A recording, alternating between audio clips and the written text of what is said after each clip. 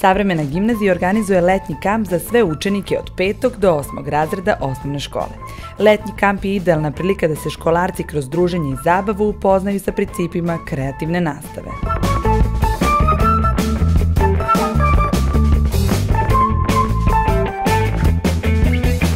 Ovogodišnji letnji kamp učenicima nudi različite radionice, između ostalog OK engleski, OK matematiku, Wow Science i DG Art. Smatram da su ove radionice prilika da učenici tokom leta provedu vreme na zanimljiv način, nauče nešto novo, ali ne na onaj način kako su to navikli u svojim osnovnim školama. Verujem i da je njima ovo izuzetno zanimljivo i da će poneti sa sobom jedno jako lepo iskustvo.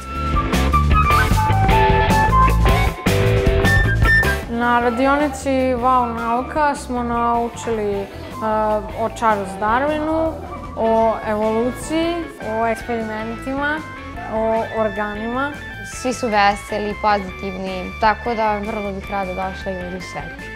I like Savremena gimnazija because the classes are really entertaining, the teachers are very humoristic, and the environment is really good.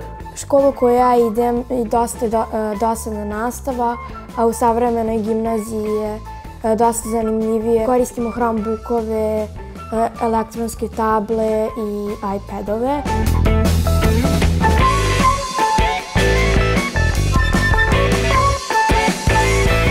Na letnjem kampu školarci mogu da steknu korisna znanja, da rade na najsavremenijim računarima i iPadima i sve to uz aplikacije, da se zabave i da upoznaju mnogo novih prijatelja sa kojima će možda jednog dana deliti srednjoškolsku klupu.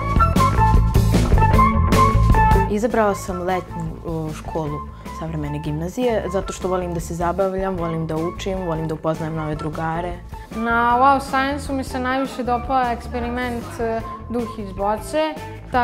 Taj eksperiment se radi tako što ubacimo hidrogen i mangan dioksid i onda krene para da izlazi iz te boce i to podsjeća na nekog duha. Na DG Artu radimo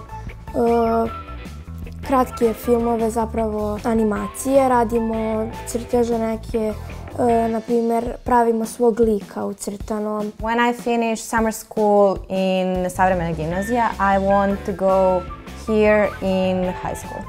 Učenici mogu da se opredele za jednu ili više interaktivnih radionica. Ovo je idealna prilika za sve roditelje da svojoj deci obezbede da kroz igru i timski rad usvoje znanje iz oblasti matematike, engleskog jezika, nauke i digitalne umetnosti.